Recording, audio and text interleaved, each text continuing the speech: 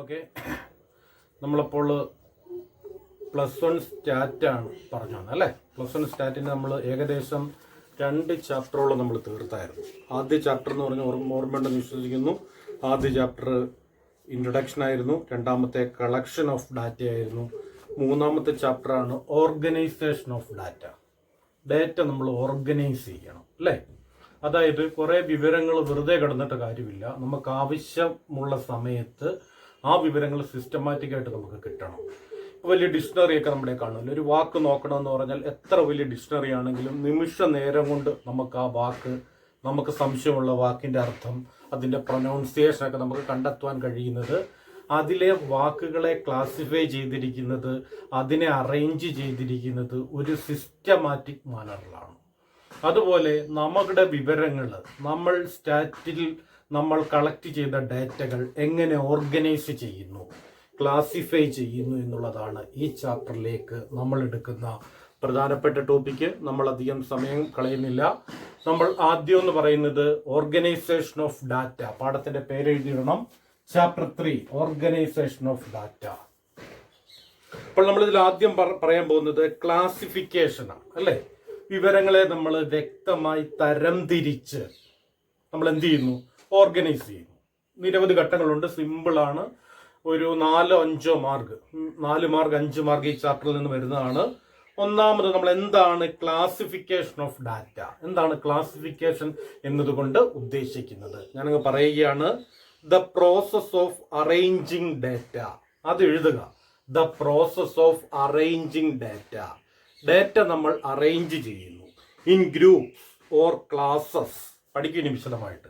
അത് ഞാനങ്ങ് പറഞ്ഞേക്കാം. ഇത് എഴുതി കഴിഞ്ഞ് ഞാൻ എക്സ്പ്ലെയിൻ ചെയ്യാം. The process of arranging data in groups or classes according to resemblances. Resemblances എന്നും പറയാം.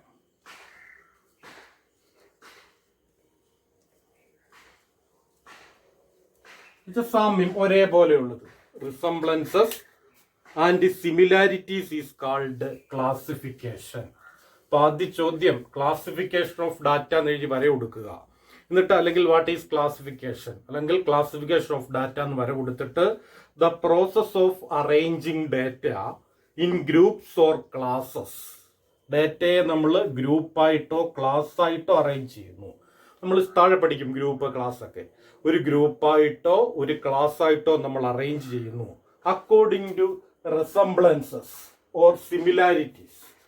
Resemblances and similarities is called classification. ഒരു കൂട്ടം ഡാറ്റകളെ നമ്മൾ എങ്ങനെ അറേഞ്ച് ചെയ്യുന്നു, റിസംബ്ലൻസിന്റെയും സിമിലാരിറ്റീസിന്റെയും അടിസ്ഥാനത്തിൽ നമ്മൾ അറേഞ്ച് ചെയ്യുന്ന പ്രോസസ്സാണ് എന്തെന്ന് പറയുന്നത്, ക്ലാസിഫിക്കേഷൻ. ഇവിടെ പറയുകയാണ് the process of arranging data in groups or classes according to resemblances and similarities is called classification. കഴിഞ്ഞല്ലോ. അടുത്തത് നമ്മൾ പറയുന്നത് നേരത്തെ പഠിച്ചിട്ടുള്ളതാണ് റോ ഡാറ്റ. നമുക്ക് ആദ്യം കിട്ടുന്ന ഡാറ്റയാണ് നമ്മൾ റോ ഡാറ്റ എന്ന് പറഞ്ഞല്ലേ. ആദ്യം കിട്ടുന്നത് അതിനെ നമ്മൾ പിന്നെ എന്ത് ചെയ്യുകയാണ്, നമുക്ക് വേണ്ട രീതിയിലേക്ക് അതിനെ നമ്മൾ മാറ്റിയെടുക്കുകയാണ്. അപ്പൊ അടുത്തത് ഇതെന്ന് ഇടുന്ന റോ ഡാറ്റ. ആദ്യം ക്ലാസിഫിക്കേഷൻ ഓഫ് ഡാറ്റ ഇട്ടു. അടുത്ത ഹെഡിങ് കൊടുക്കുക റോ ഡാറ്റ. എന്താണ് റോ ഡാറ്റ? വേണ ഡി ക്യാപിറ്റൽ കൊടുത്തരാം കേട്ടോ. റോ ഡാറ്റ കൊടുത്തില്ല, കുഴപ്പമില്ല, കൊടുത്തേരെ. Raw data. Data collected in its original form.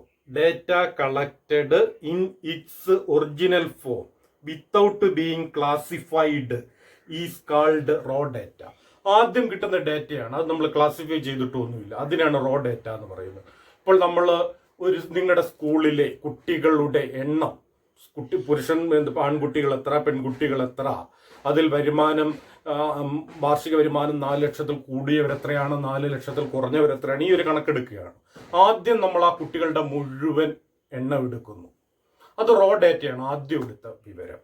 അതിനെയാണ് നമ്മൾ പിന്നീട് ക്ലാസിഫൈ ചെയ്യുന്നു, അതിനെ നമ്മൾ ഓർഗനൈസ് ചെയ്യുന്നു. പിന്നെ എന്നിട്ട് സ്ത്രീകൾ, പെൺകുട്ടികളുടെ എണ്ണം, number of girls, number of boys, അങ്ങനെ നമ്മൾ ക്ലാസിഫൈ ചെയ്താണ് വരുന്നത്. അപ്പോൾ ആദ്യം കിട്ടുന്ന വിവരങ്ങളാണ്, ആദ്യം എടുക്കുന്ന ഡേറ്റകളാണ് റോ ഡേറ്റ. നമ്മൾ നേരത്തെ പഠിച്ചിട്ടുള്ളതാണ്. റോ ഡേറ്റ എന്നൊരു ഹെഡിങ് കൊടുക്കുക. Data collected in its original form without being classified is called raw data. അതിന്റെ അടുത്ത സെന്റൻസ് ആയിട്ട് എഴുതണം, the data collected in its original form is highly disorganized. അടുത്ത സെന്റൻസ് ആണ്. നമ്മൾ ആദ്യമായിട്ട് കളക്ട് ചെയ്ത ഡേറ്റ എന്ന് പറയുന്നത് ഹൈലി ഡിസ്ഓർഗനൈസ്ഡ് ആയിരിക്കും. ആ കിട്ടുന്ന ഡേറ്റയാണ് നമ്മൾ പിന്നെ എന്ത് ചെയ്യേണ്ടത്?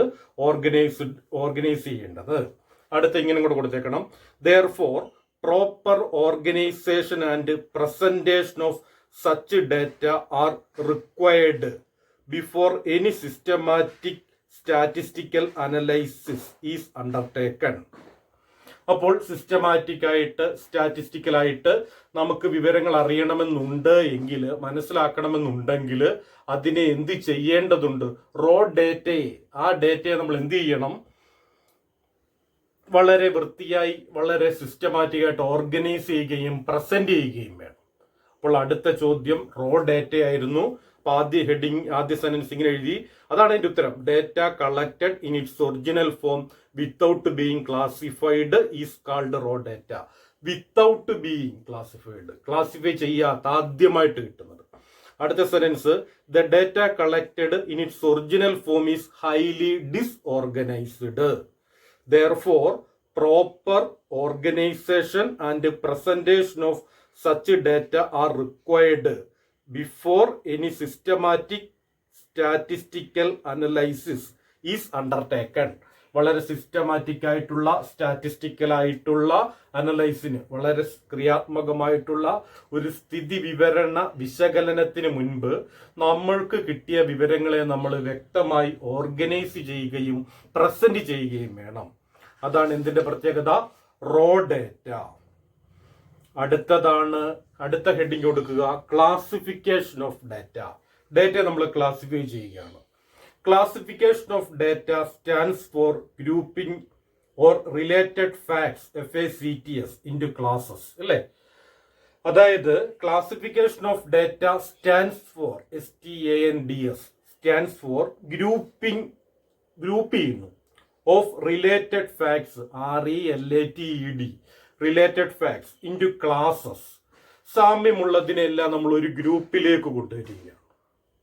ഇപ്പോൾ ക്ലാസ്സിലെ നമ്മൾ സ്കൂളിലെ കുട്ടികളുടെ എണ്ണം, എന്നിട്ട് അതിൽ ആൺകുട്ടികളുടെ എണ്ണം, പെൺകുട്ടികളുടെ എണ്ണം, അങ്ങനെ നമ്മൾ ഒരേപോലെ ഉള്ളതിനെല്ലാം ഒരു ഗ്രൂപ്പിലേക്ക് കൊണ്ടുവരികയാണ്.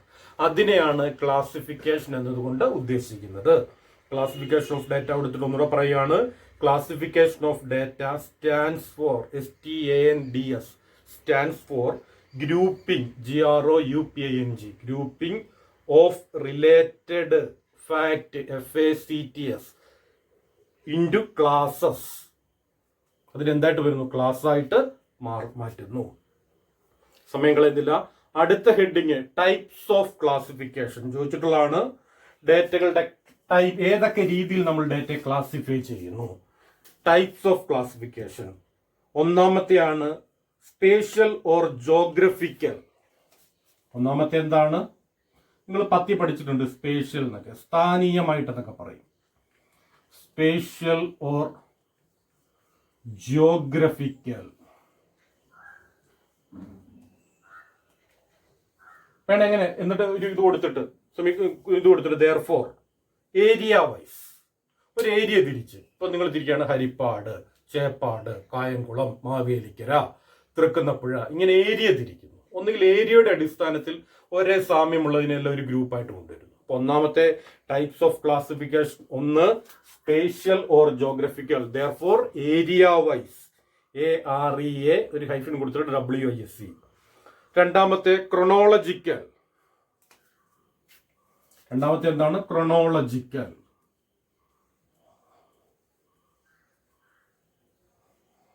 നിങ്ങൾ ഹിസ്റ്ററി ഒക്കെ പഠിക്കുമ്പോൾ പറഞ്ഞിട്ടുണ്ട് അല്ലെ, സംഭവങ്ങൾ വന്നിട്ട് അത് ക്രൊണോളജിക്കലോട്ട് എഴുതാൻ പറഞ്ഞിട്ടുണ്ട് അല്ലെ. എന്ന് വെച്ചാൽ കാലഗണന ക്രമത്തിൽ അല്ലെ. ഇപ്പോൾ എന്താണ് ഇന്ത്യയിൽ സമുദ്രമാർഗം ഇന്ത്യയിലെത്തിയ വിദേശികളുടെ ക്രൊണോളജിക്കൽ ഓർഡർ. ആദ്യമെത്തിയ ആരാണ്? പോർച്ചുഗീസുകാർ. പിന്നീട് ആരാണ്? ഡച്ചുകാർ. പിന്നീട് ആരാണ്? ബ്രിട്ടീഷുകാർ. പിന്നീട് ആരാണ്? ഫ്രഞ്ചുകാർ. അങ്ങനെ ക്രൊണോളജിക്കൽ ഓർഡർ, എന്നിട്ട് ക്രൊണോളജിക്കൽ ഓർഡർ എന്ന് കൊടുത്തിട്ട് therefore on the basis of time. ആദ്യത്തെ on the basis of area wise ആണ്, രണ്ടാമത്തെ ടൈമിന്റെ അടിസ്ഥാനത്തിൽ. നിങ്ങൾക്ക് ഇതെല്ലാം അറിയാവുന്നതാണ്. മൂന്നാമത്തെ ക്വാളിറ്റേറ്റീവ്, മൂന്നാമത്തേതാണ് qualitative. therefore according to some attributes or qualities, ഗുണത്തിന്റെ അടിസ്ഥാനത്തിൽ. വിശദമായിട്ട് ഇതിന് താഴോട്ട് പറയും. അടുത്തത് ക്വാണ്ടിറ്റേറ്റീവ്, ഗണപരമായിട്ട്, in terms of magnitudes, MAGNITUDES. ഒരു കാര്യമുണ്ട്, ടൈപ്സ് ഓഫ് ക്ലാസിഫിക്കേഷൻ 4 തരത്തിൽ വരുന്നുണ്ട്. സ്പേഷ്യൽ ഓർ ജോഗ്രഫിക്കൽ എന്ന് വെച്ചാൽ ഏരിയ വൈസ് ആണ്.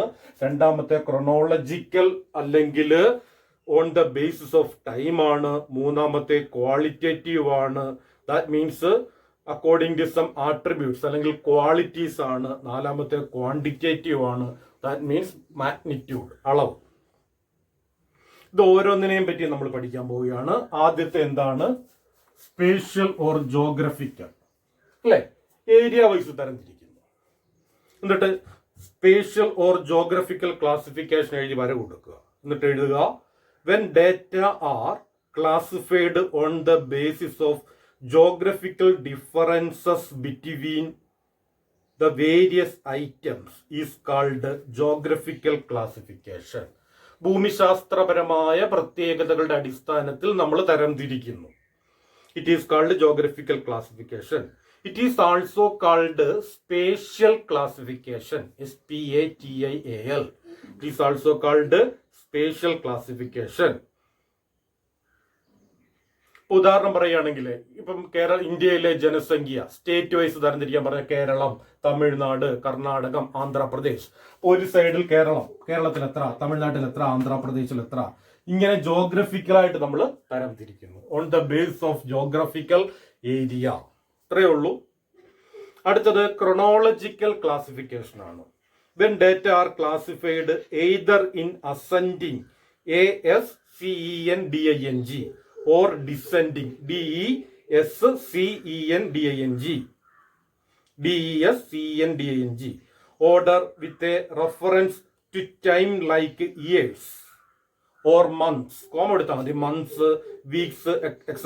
It is known as chronological classification. കാലഗണനക്രമം, അത് വർഷമായിരിക്കാം, മാസമായിരിക്കാം, ആഴ്ചയായിരിക്കാം. On the base of time, അതാണ് ക്രൊണോളജിക്കൽ ക്ലാസിഫിക്കേഷൻ എന്നതുകൊണ്ട് ഉദ്ദേശിക്കുന്നത്. ഒന്നുകൂടെ പറയാം. When data are classified either ascending or descending order with reference to time like years, months, weeks, etcetera, it is known as chronological classification. ഉദാഹരണം പറഞ്ഞാൽ 1951 വരെയുള്ള 1951 Indian ജനസംഖ്യ എത്ര കൂടി, 61 എത്ര കൂടി, 71, 81, ഇങ്ങനെ ഓരോ ടൈം, ഒരു ഇയറിനെ ബേസ് ചെയ്ത് അല്ലെങ്കിൽ ഒരു മാസത്തെ നമ്മുടെ കൺസംഷൻ എത്ര യൂണിറ്റ് ആയിരുന്നു, ജനുവരിയിൽ 50 യൂണിറ്റ്, ഫെബ്രുവരിയിൽ എത്ര യൂണിറ്റ്, അങ്ങനെ മാസത്തിന്റെ അടിസ്ഥാനത്തിലോ വർഷത്തിന്റെ അടിസ്ഥാനത്തിലോ ആഴ്ചയുടെ അടിസ്ഥാനത്തിലോ on the base of time we can classified data. That is called chronological classification. ഒന്നുമില്ല, ഈ സമയത്തിന്റെ അടിസ്ഥാനത്തിലുള്ള തരംതിരിവ് ക്രൊണോളജിക്കൽ ക്ലാസിഫിക്കേഷനും ജോഗ്രഫിക്കൽ ഏരിയയുടെ അടിസ്ഥാനത്തിലുള്ള തരംതിരിവ് സ്പേഷ്യൽ ക്ലാസിഫിക്കേഷൻ അല്ലെങ്കിൽ ജോഗ്രഫിക്കൽ ക്ലാസിഫിക്കേഷനും. അടുത്തത് നമുക്കറിയാം ക്വാളിറ്റേറ്റീവ് ക്ലാസിഫിക്കേഷൻ. പേര് തന്നെയുണ്ട്, ക്വാളിറ്റേറ്റീവ്. എങ്ങനെയാണ്? When data are classified on the basis of some attribute, ATTRIBUTE, attribute, or quality such as sex, colour of hair, തലമുടിയുടെ നിറം, literacy, religion, etcetera. It is qualitative classification. ഗുണം, അല്ലെ? നിറമായിരിക്കും. ഗുണം എന്ന് പറയുന്നത് ഗുണപരമായ സവിശേഷതകൾ, ഓരോരുത്തരുടെയും പ്രത്യേകതകളുടെ അടിസ്ഥാനത്തിൽ. അത് നമുക്ക് മെഷർ ചെയ്യാൻ കഴിയുന്നതല്ല. അതാണ് എന്തെന്ന് പറയുന്നത് ക്വാളിറ്റേറ്റീവ് ക്ലാസിഫിക്കേഷൻ. സംശയമില്ലല്ലോ? അത്ര ഒന്ന് ഓർത്ത് നോക്കി. ഇനി ബാക്കിയുണ്ട്, ഇത്ര ഒന്ന് ഓർത്ത് നോക്കി.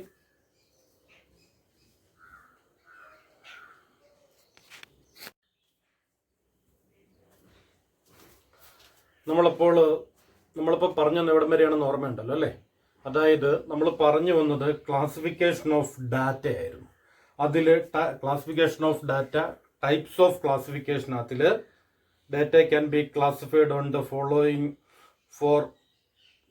ഫോർ അതൊക്കെയാണെന്ന് വെച്ചാൽ സ്പേഷ്യൽ പറഞ്ഞു, ക്രൊണോളജിക്കൽ പറഞ്ഞു, ക്വാണ്ടിറ്റേറ്റീവ് പറഞ്ഞു, ക്വാളിറ്റേറ്റീവ് പറഞ്ഞു അല്ലേ. അതിൽ നമ്മൾ ക്വാളിറ്റേറ്റീവ് ആണ് പറഞ്ഞു നിർത്തിയത്. ഇനി അടുത്ത നമ്മൾ പറയാം, അതായത് സ്പേഷ്യൽ അല്ലെങ്കിൽ ജോഗ്രഫിക്കൽ നമ്മൾ പറഞ്ഞു, അത് കഴിഞ്ഞ് ക്രൊണോളജിക്കൽ പറഞ്ഞു, ക്വാളിറ്റേറ്റീവ് പറഞ്ഞു. ഇനി അടുത്ത നമ്മൾ പറയാൻ പോകുന്നത് ക്വാണ്ടിറ്റേറ്റീവ് ആണ്. പേരിൽ തന്നെയുണ്ട്, that can be measurable data ആണ് അല്ലേ. അപ്പോൾ എക്സ്പ്ലനേഷൻ എഴുതിക്കൊള്ളുക. Quantitative classification refers to the classification of data according to some characteristics that can be measured, such as height, weight, etc. വളരെ സിമ്പിളായിട്ട് വി ക്യാൻ മെഷറബിൾ, അളക്കുവാൻ കഴിയുന്നത്. ഒന്നുകൂടി പറയാം, quantitative classification refers to the classification of data according to some characteristics. എന്ത് characteristics? that can be measured such as height, weight, etc. അതോടുകൂടി ആ ഘട്ടം കഴിയുന്നു. സിമ്പിളാണ്, അറിയാവുന്നതാണ്. അടുത്ത നമ്മൾ പറയുന്നത് വേരിയബിൾ എന്ന് പറഞ്ഞാൽ നമ്മൾ ചരങ്ങൾ എന്നൊക്കെ പറയും. നമ്മൾ 8ലും 9ലും 10ലും ഒക്കെ കണക്കൊക്കെ ചെയ്യുമ്പോഴേ നമുക്ക് വാല്യൂ അറിയത്തില്ലെങ്കിൽ അതിന് എക്സ് ഇട്ട് കൊടുക്കും അല്ലേ. അത് കഴിഞ്ഞ് നമ്മൾ ആ വാല്യൂയിലേക്ക് എത്തും. അപ്പോൾ anything undergo changes, time to time change ചെയ്യുന്ന, മാറ്റങ്ങൾ സംഭവിച്ചുകൊണ്ടിരിക്കുന്നതാണ് വേരിയബിൾ എന്ന് പറയുന്നത്. അപ്പോൾ സ്റ്റാറ്റിൽ വേരിയബിളിന് ഒരു ഡെഫിനിഷൻ കൊടുക്കണം. ഒരു മാർക്കിന് ചോദിക്കാം, what is variable? VARIABLE variable എന്ന് കൊടുത്തിട്ട് വേരിയബിൾ ഈസ് ദാറ്റ് ക്യാരക്ടറിസ്റ്റിക്. ഏത് ക്യാരക്ടറിസ്റ്റിക്സ് എന്ന് എഴുതിക്കും ആദ്യം. Variable is that characteristic who's value is capable of changing from unit two unit changing, നിരന്തരം ചേഞ്ച് ചെയ്തുകൊണ്ടിരിക്കുന്ന, മാറിക്കൊണ്ടിരിക്കുന്നതാണ് എന്തെന്ന് പറയുന്നത്?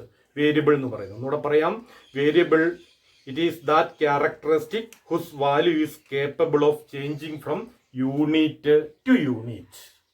ഓക്കെ ആണല്ലോ.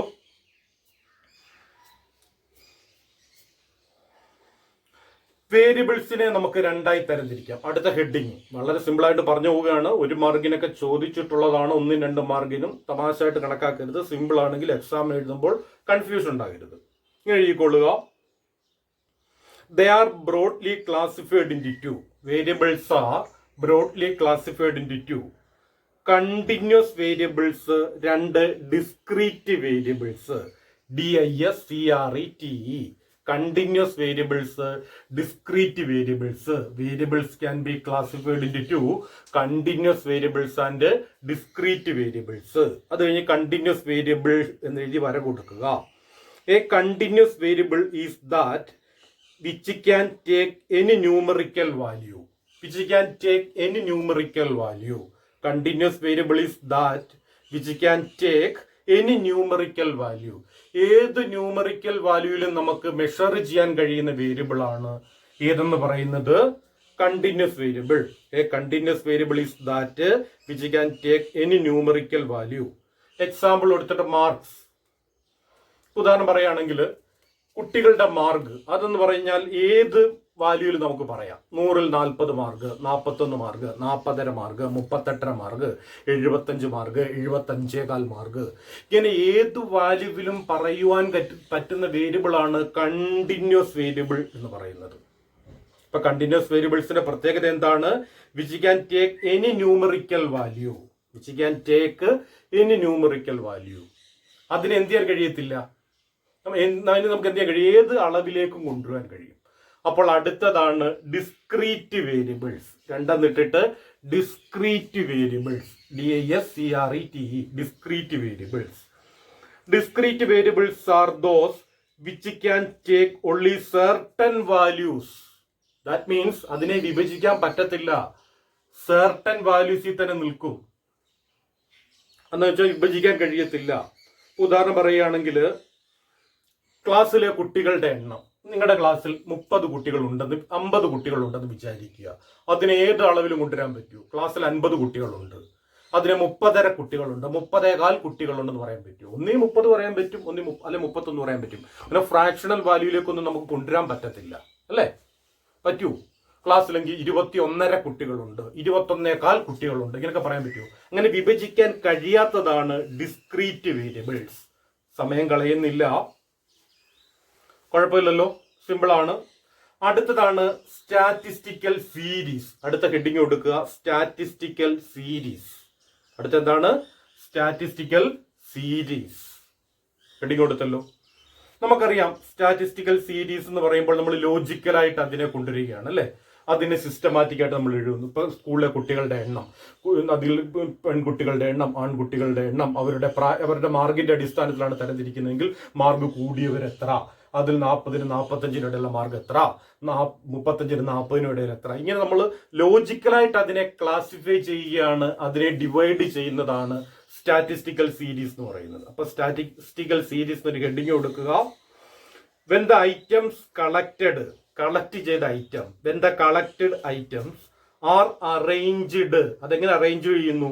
ടു സം ലോജിക്കൽ ഓർഡർ, യുക്തിപരമായിട്ടുള്ള റാഷണൽ ആയിട്ടുള്ള ഓർഡറിൽ നമ്മൾ കൊണ്ടുവരുന്നു. It becomes a series. അപ്പോഴാണ് അത് എന്തായിട്ട് മാറുന്നത്? സീരീസ് ആയിട്ട് മാറുന്നത്. അപ്പോൾ സ്റ്റാറ്റിസ്റ്റിക്കൽ സീരീസ് എന്ന് പറഞ്ഞാൽ നമ്മൾ കളക്ട് ചെയ്ത ഡാറ്റ ലോജിക്കലായിട്ട് ക്രമീകരിക്കുന്നു. വെറുതെ കുറെ ഡാറ്റ കടന്നിട്ട് കാര്യമില്ല. അത് നമുക്ക് ഒറ്റ നോട്ടത്തിൽ തന്നെ നമുക്കത് മനസ്സിലാകുന്ന രീതിയിൽ സിസ്റ്റമാറ്റിക് ആയിട്ട് ക്രമീകരിക്കണം. ഞാൻ അടുത്ത സമയത്ത് ഒരാൾക്ക് കുറച്ച് നോട്ട്സ്, എൻ്റെ നോട്ട്സ് അദ്ദേഹത്തിൻ്റെ ലൈഫ് കുറച്ച്, അപ്പോൾ പഴയ നോട്ട്സാണ്, അതെനിക്ക് വേണമെന്ന് പറഞ്ഞാൽ ഒരു 5-8 മാസം മുമ്പ് അദ്ദേഹത്തിൻ്റെ വീട്ടിൽ ചെന്നു. അപ്പം അതേ മുറി പറഞ്ഞു ഇവിടെ ഉണ്ട്, എവിടെയാണെന്ന് അറിയത്തില്ല. ഞാൻ നോക്കിയപ്പോൾ മുറി മുഴുവൻ ഇങ്ങനെ ബുക്കും പുസ്തകവും എല്ലാം കൂടെ കുന്നുകൂടി കിടക്കുക. എന്നിട്ട് അലമാരിയും തുറന്നു വന്നിച്ചു, ഇവിടെയോ ഉണ്ട്, ഞാൻ പിന്നെ എടുത്തു തരാമെന്ന് പറഞ്ഞു. ഇതുവരെ കിട്ടിയിട്ടില്ല. കാരണം എന്താണ്?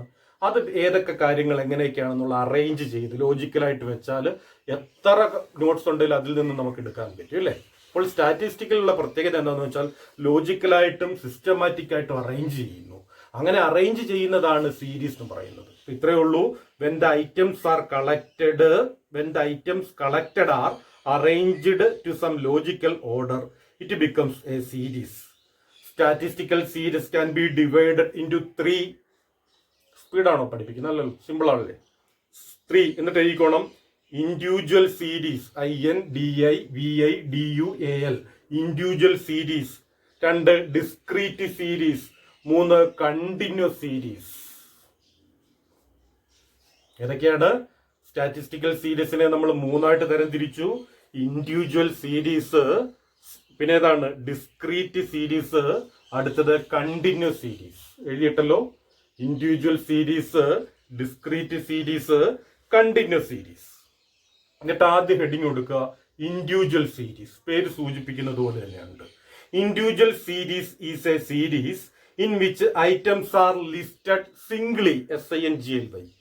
സിംഗിൾ ആയിട്ടാണ് നമ്മൾ അതിൽ ഐറ്റംസ് മെഷർ ചെയ്യുന്നത്, ഐറ്റംസ് നമ്മൾ റെക്കോർഡ് ചെയ്യുന്നത്.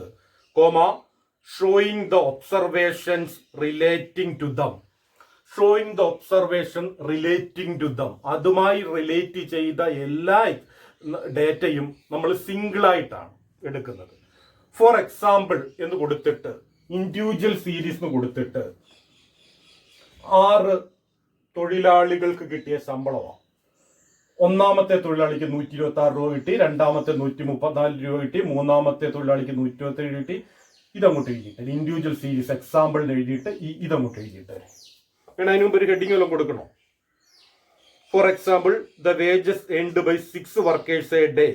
ഇങ്ങനെ എഴുതിക്കോ. For example the wages earned by 6 workers a day can be shown in an individual series. For example കൊടുത്തിട്ട് 6 തൊഴിലാളികൾക്ക് ലഭിച്ച ശമ്പളം, വർക്കേഴ്സ് 1 2 3 4 വർക്കേഴ്സ് നമ്പർ 1 2 3 4 5. ഒന്നാമത്തെ വ്യക്തിക്ക് 126 രൂപ, രണ്ടാമത്തെ വ്യക്തിക്ക് 134 രൂപ, മൂന്നാമത്തെ 127, നാലാമത്തെ 139. ഇവിടെ പേര് കൊടുക്കാം. ഈ ഒന്നെന്നുള്ളതിന് നമുക്ക് പേര് കൊടുക്കാം. ഇനി ഇൻഡിവിജ്വൽ ആയിട്ട്, സിംഗിൾ ആയിട്ടാണ് നമ്മൾ ഇവിടെ മെഷർ ചെയ്തിരിക്കുന്നത്. So it is called individual series. അടുത്താണ് ഡിസ്ക്രീറ്റ് സീരീസ്. അടുത്തേതാണ് ഡിസ്ക്രീറ്റ്. ഇത് എഴുതിയല്ലോ, ഇത് മാത്രം. ഏത് നമ്പർ വേണം നിങ്ങൾക്ക് ഇടാം കേട്ടോ, ഞാൻ ഈ പുസ്തകത്തിൽ കിടക്കുന്ന ഇട്ടെന്നേ ഉള്ളൂ. അടുത്താണ് ഡിസ്ക്രീറ്റ് സീരീസ്. എഴുതിക്കണം. Arrangement of items in groups, arrangement of items in groups indicating the number of times. ഒരു ഗ്രൂപ്പ് എത്ര തവണ ആവർത്തിച്ചു വരുന്നു. Indicating arranging of items in groups indicating the number of items semicolon each item occur which are exactly measurable is called discrete series. എത്ര ആവർത്തി വരുന്നു ഒരു group, അത് എത്രത്തോളം വരുന്നുണ്ട്, എത്രത്തോളം ആവർത്തിച്ചു വരുന്നുണ്ട്, അങ്ങനെ മെഷർ ചെയ്യാൻ കഴിയുന്നത് ഒരു ഗ്രൂപ്പായിട്ടുള്ളത് എത്രത്തോളം ആവർത്തിച്ചു വരുന്നു എന്നിങ്ങനെ തയ്യാർ ചെയ്യുന്നതാണ് ഡിസ്ക്രീറ്റ് സീരീസ്. ഒന്നുകൂടെ പറയാം, arrangement of items in groups indicating the number of items semicolon കുത്തും കോമയും കൊടുക്കുക. എന്നിട്ട് each item occurs which are exactly measurable is called discrete series. For example എന്ന് പറഞ്ഞു കൊടുത്തിട്ട് number of children per couple, ദമ്പതിമാർക്കുള്ള കുട്ടികളുടെ എണ്ണം. പിന്നെ കപ്പിൾസ്, ചിൽഡ്രൻ എന്താണ് 21, നമ്പർ ഓഫ് കപ്പിൾസ് 21 കപ്പിൾസ് എടുക്കുക, അവർക്ക് കുട്ടികളില്ല, 29 എണ്ണത്തിന് 21, 45 എണ്ണത്തിന് 2. ഇങ്ങനെ നമ്മൾ തയ്യാർ ചെയ്യുന്നതാണ് ഡിസ്ക്രീറ്റ് സീരീസ് എന്നതുകൊണ്ട് ഉദ്ദേശിക്കുന്നത്.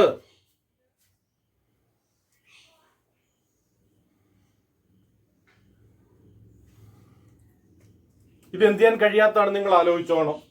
ഡിവൈഡ് ചെയ്യാൻ കഴിയാത്തതാണ്. ഈ ആൾക്കാരെയൊക്കെ നമുക്ക് എന്ത് മുറിക്കാൻ പറ്റുമോ? 21 21 ഒക്കെ എടുക്കാൻ പറ്റുമോ? അപ്പോൾ number of children per couple 21 കപ്പിളിന് കുട്ടികളൊന്നും ഇല്ല, 29 കപ്പിളിന് ഒരെണ്ണം അല്ലേ, നമ്പർ ഓഫ് കപ്പിൾസ് 45 എണ്ണത്തിന് 2 കുട്ടികൾ. അങ്ങനെ ടോട്ടൽ എത്ര കുട്ടികൾ വരുന്നുണ്ട്? ടോട്ടൽ എത്ര കുട്ടികൾ? നമ്പർ ഓഫ് കപ്പിൾസ് എത്രയുണ്ട്? 160 ആണല്ലോ. ഓക്കെ ആണേ? നോക്കിയേ, എന്നിട്ട് ഇതുപോലെ എഴുതിയിട്ടേക്കണേ.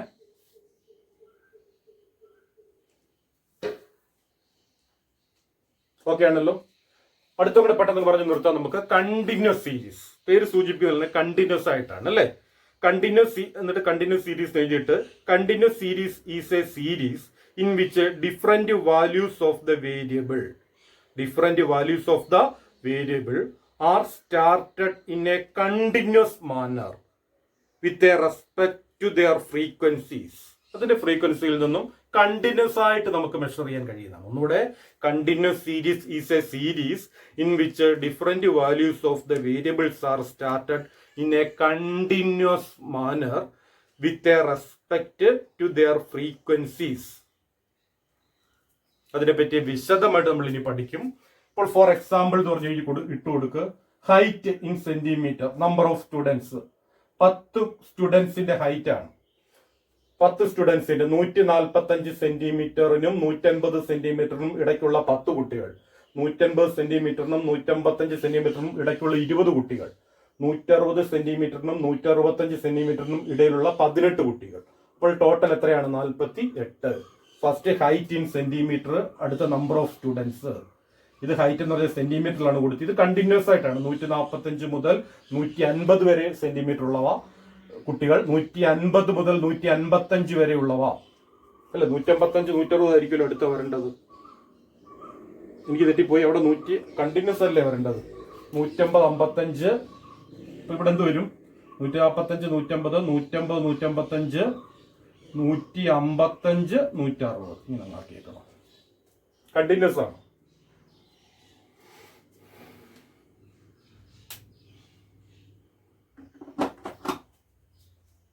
ഇപ്പം 20 30 48 ഇങ്ങനെ എത്ര കുറെ വലിയൊരു സീരീസ് ആയിരുന്നു കേട്ടോ. ഞാൻ ചെറുതാക്കി ഒന്ന് കാണിച്ചെന്നേ ഉള്ളൂ. അപ്പോൾ ഇൻഡിവിജ്വൽ സീരീസ് ആയിട്ട് ഡിസ്ക്രീറ്റ് സീരീസ് കണ്ടല്ലോ അല്ലേ. എത്ര ആവർത്തി ഒരു ഗ്രൂപ്പ് എത്ര ആവർത്തിച്ചു വരുന്നു എന്നുള്ളത് നമ്മൾ കാണിക്കുകയാണ്. മൂന്നാമത്തെ കണ്ടിന്യൂസ് ആയിട്ട് ഫ്രീക്വൻസി 145 50 50 55 55 60 60 65 അങ്ങനെ പോകുന്നതാണ് കണ്ടിന്യൂസ് സീരീസ് എന്ന് പറയുന്നത്. ഒന്നുകൂടെ കണ്ടിന്യൂസ് സീരീസ് ഞാൻ വായിക്കുകയാണ്. Continuous series is a series in which different values of the variables are started in a continuous manner with a respect to their frequencies. അതിന്റെ ഫ്രീക്വൻസിയുമായി ബന്ധപ്പെട്ട് കണ്ടിന്യൂസ് ആയിട്ട് വരുന്നതാണ്. സംശയമില്ലല്ലോ. തൽക്കാലം ഇത്രയും നിർത്തട്ടെ. കുറച്ച് കാര്യങ്ങൾ ഞാൻ വളരെ പെട്ടെന്നാണ് പറഞ്ഞത്, എങ്കിലും വളരെ അറിയാവുന്ന, ലോജിക്കായിട്ട് ചിന്തിച്ചാൽ സിമ്പിളായിട്ട് മനസ്സിലാക്കാവുന്ന കാര്യമാണ്. സ്പീഡ് അല്ലെന്ന് തന്നെ വിശ്വസിക്കുന്നു. ഒന്ന് വായിച്ചു നോക്കിയിട്ട് ഇത്രയും നോട്ട് കാണുന്ന നോട്ട്ബുക്കിൽ ഇത്രയും വൃത്തിയായിട്ട് എഴുതിയിടുകയും വേണം. നിങ്ങൾക്ക് സ്വന്തമായിട്ട് ഒരു എന്ത് ചെയ്യുകയും ചെയ്യാം, ഒരെണ്ണം തയ്യാർ ചെയ്യുകയും ചെയ്യാം കേട്ടോ. ഇത് കണ്ടിന്യൂസ് ആയിരിക്കണമെന്നേ ഉള്ളൂ. ഓക്കെ ആണല്ലോ, തൽക്കാലം അങ്ങോട്ട് നിർത്തിയാലോ. എല്ലാവരും ഇരുന്ന് പഠിക്കുക. Thank you.